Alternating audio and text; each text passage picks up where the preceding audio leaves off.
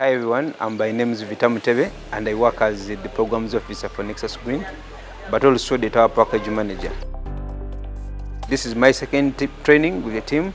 By the end of this session, we should be able to set out without a template and check the diagonals when they are accurate in such a way that you can even just place the bolts using your hand without even taking measurements, but still the tower installer be able to install the tower accurate on the bases.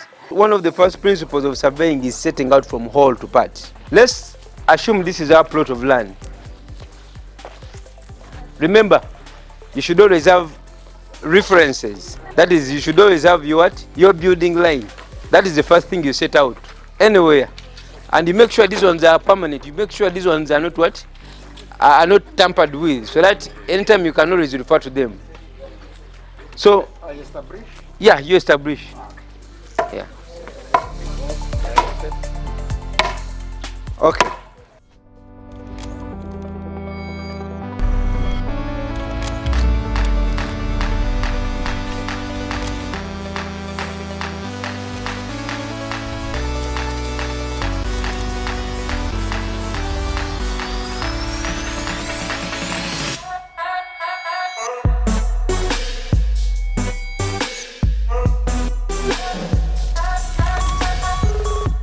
While you're driving these pegs inside, now I need you to start thinking about having them at the same level as it is.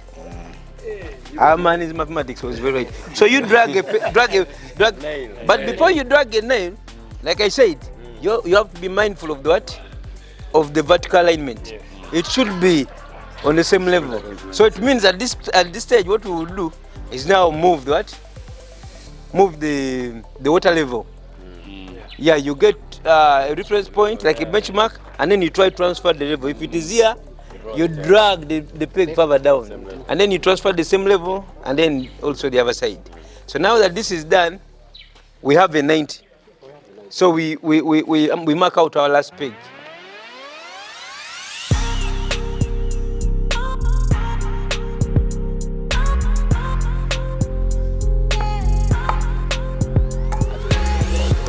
Can I get some strings now? We discussed about setting out. This was a practical display of how setting out should be done, and we hinted on the gray areas. And I'm glad to say that from the interactions I've had with the team, it looks like now everyone is conversant, and I know, and from the past experience, from that exhibition of resilience in the past construction cycles, I am confident that the team will deliver.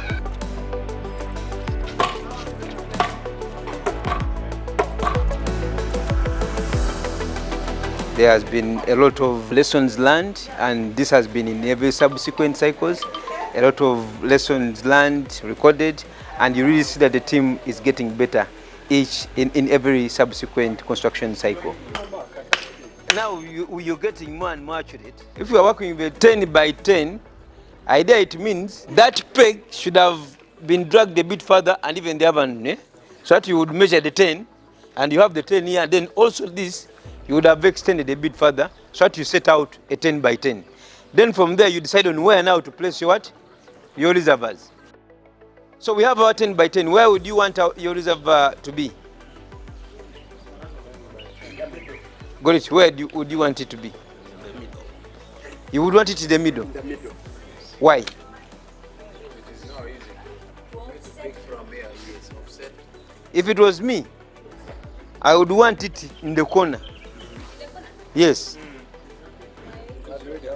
Why not? Today's training session has been really insightful, and it was great meeting the regional teams. I thank the management. A lot of work has been put in, especially as far as capacity building is concerned. And I can place it anywhere I want. Then now when you put your tower, yes. won't it be outside the place? So you calculate now the overhang, the overlap. So let's say it is 5 meter by 5 meter, and I'm setting 2.5 by 2.5, meaning the overhang will be like what? Like 1 meter, 2 meters. So when I said in the corner, I didn't mean like here. So I measure 2 meters. here. Then I also measure 2 meters there. And then we also had to go through the planning and program part of it, how we sequence and schedule our works, and together with how we can make sure that we have that input from the civil subcontractor side. Most of our work structure, most of the items on our work structure in that document, these are actually headings in our abuse of quantities. So I believe the team is aware. Literally our main role is we are accountable for this data, but also we are responsible for validating data which comes from our civil subcontractors or our supply chain. When you give us this information, it leads to PM2 construction.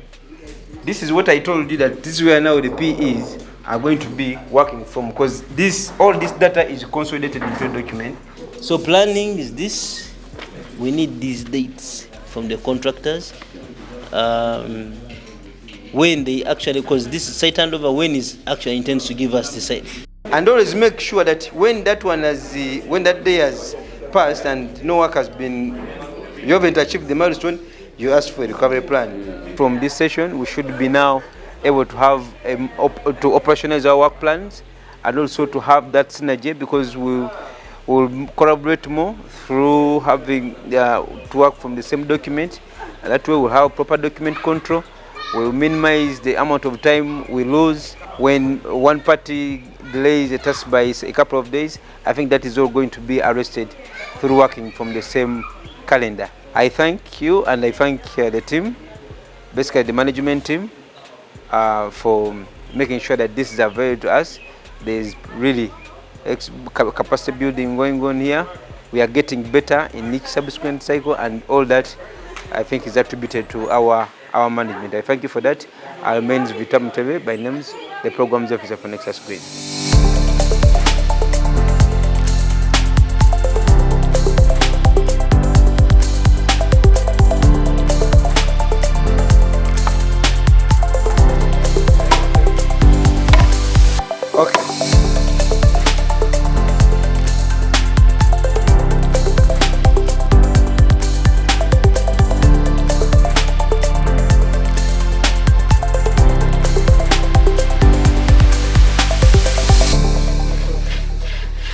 Thank you, Grace Pass.